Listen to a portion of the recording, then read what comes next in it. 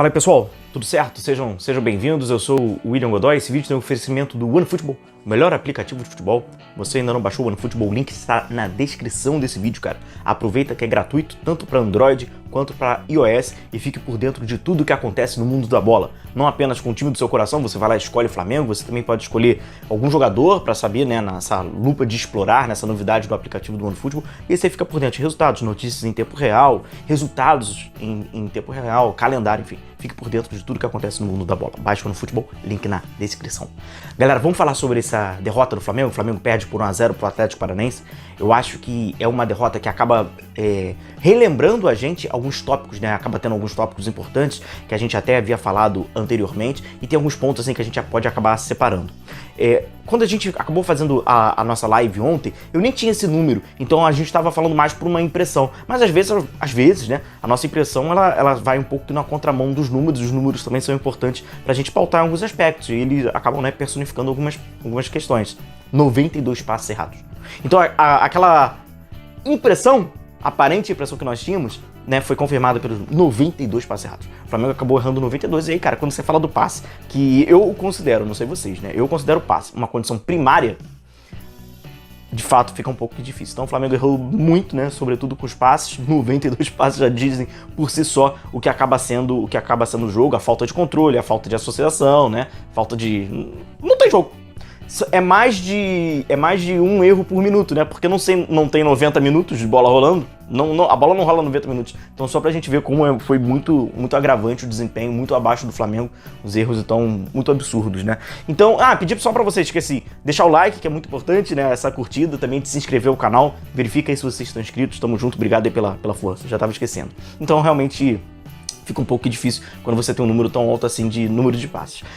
Então tem esse tópico, né, dos erros de execução, a gente vê muitos desses erros. Um outro tópico, vamos lá, questão de elenco, questão de jogadores. Como a gente viu, foi um Flamengo de muitas mudanças, né? Não dá pra gente aqui dizer, tá certo, tá errado, porque aquilo, a gente não tem o dispositivo Vimo, né? Nós estamos aqui com os números, então pra gente saber o quanto deve poupar, como deve poupar. É mole dizer que não deve poupar muitos jogadores, sobretudo que fazem parte da espinha dorsal do Flamengo ao mesmo tempo. Uma questão lógica, mas eu não sei o quanto realmente esses jogadores. Fato que Paulo Souza substituiu muitos jogadores, mudou muito, o Flamengo descaracterizou e colocou alguns desses jogadores do elenco, que é o tópico importante, porque a gente sabe que o rendimento não é igual, é um rendimento abaixo. Mais um tópico. Um outro, estreia do Pablo. Ele foi o zagueiro do Flamengo, jogou mais central, né, quando o Flamengo tinha a bola, com os três, Arão, ele e o Léo Pereira, ele no centro, obviamente faltando ritmo de jogo, mas isso aí eu acho que é natural. Quem não esperava algo parecido com isso estava imaginando que o Pablo estava jogando. O Pablo não estava jogando, nem na Rússia ele estava jogando, então é natural que ele passasse por demonstrasse esse jogo, falta de ritmo, principalmente na sintético, né? Então a gente já sabe que é um pouquinho mais complicado. E quando o Flamengo, né, estava se defendendo, duas linhas com 4 jogadores, né, aquele 4-4-2 que a gente já vinha observando. O outro tópico, a repetição de um mesmo sistema de jogo, mesmo com outros jogadores. E aí, quando você fala, por exemplo, de um Léo Pereira tendo que avançar em alguns momentos pelo lado esquerdo para fazer aquele zagueiro construtor, aquele zagueiro organizador, né? E aí é meio esquisitão. É lógico que quando tem um Felipe Luiz ali, é mais intuitivo, né? O cara era um lateral esquerdo, então ele consegue fazer e faz bem aquela função. Agora, quando você coloca o Léo Pereira e segue com o mesmo modelo de jogo, é bem esquisito. Convenhamos que é bem esquisito. E aí a gente levanta o tópico. Então Paulo Souza tem que treinar em duas formas diferentes a equipe, como vai jogar com os titulares, como vai jogar com reservas, e a gente abre um parêntese sobre esse tópico.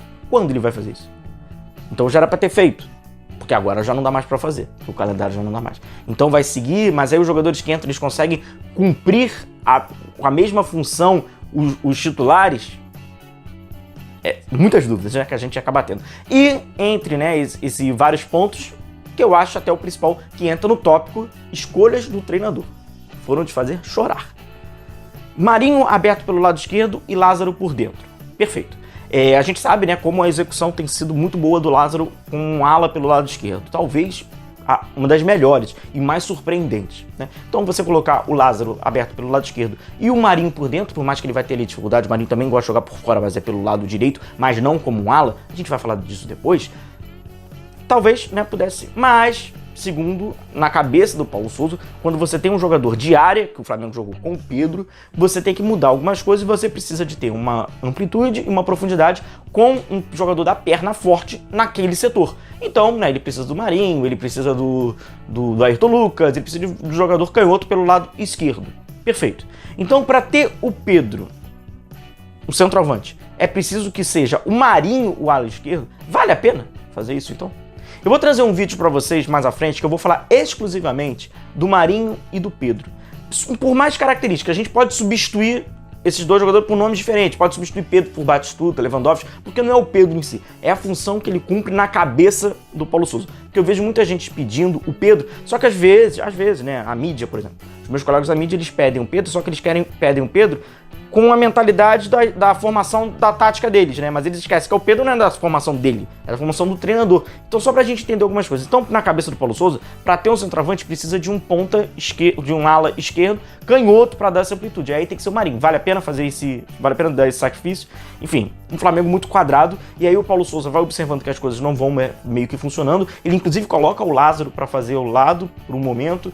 No segundo tempo ele já muda. Coloca o Everton Ribeiro para jogar por dentro, para ter mais construção, para ter mais qualidade de passe. O Flamengo não tinha passe. E aí as coisas não andam tão bem assim, e ele começa a mexer. Caraca, começa a fazer várias mexidas.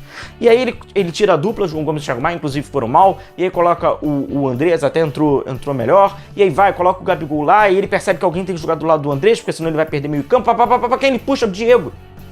Que comprova que o Paulo Sousa fez umas mexidas meio assim, porque ele colocou um cara, inclusive, que ele nem conta. E aí, cara, não é o Diego em si, é o fato de colocar um jogador que ele nem conta, só prova que ele assim, tentou umas coisas, não foi um bom jogo do Flamengo, como eu falei, até com erros de passes, 92 passes errados, e não foi um bom jogo do treinador.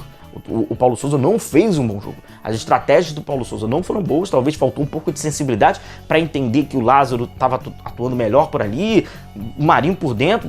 Ele perdeu nas duas vias, a verdade é essa, ele acabou perdendo nas duas vias. Ah, mas em detrimento do centroavante, porque ele quer um jogo mais de associação.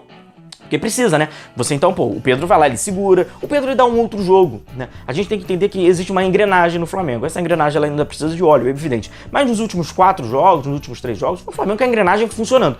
Quando você vai mudando a característica do jogador por setor, né? Você tinha ali o Felipe Luiz, aí tu coloca o Léo Pereira. Ok, tem a necessidade. Tu tira o Gabigol, coloca o Pedro, beleza. Agora a gente tem que entender que a engrenagem vai ficar diferente. São jogadores com características absolutamente diferentes. Então a engrenagem não funcionou, o Paulo Sousa tentou ali ajeitar essa engrenagem, a engrenagem foi ficando cada vez mais dura, cada vez mais rígido, aí foi um Flamengo muito mal. O Flamengo, então, com uma execução ruim e soluções também muito ruins nesse jogo com o Atlético Paranaense, que temos, né, como um número, uma matéria, assim, objetivo.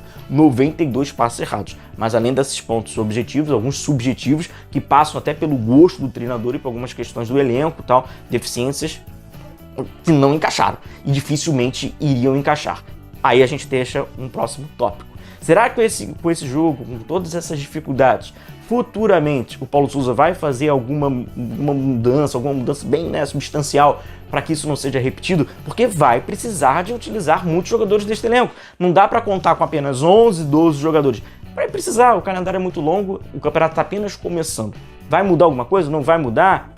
Enfim, vamos lá, galera. Mas eu vou trazer pra vocês no próximo vídeo um Pedro e Marinho, só pra gente entender algumas coisas. Tá muito avulso, tá muito gosto pessoal e pouca objetividade de fato e saber de fato o que está acontecendo, como vai acontecer, mais importante ainda.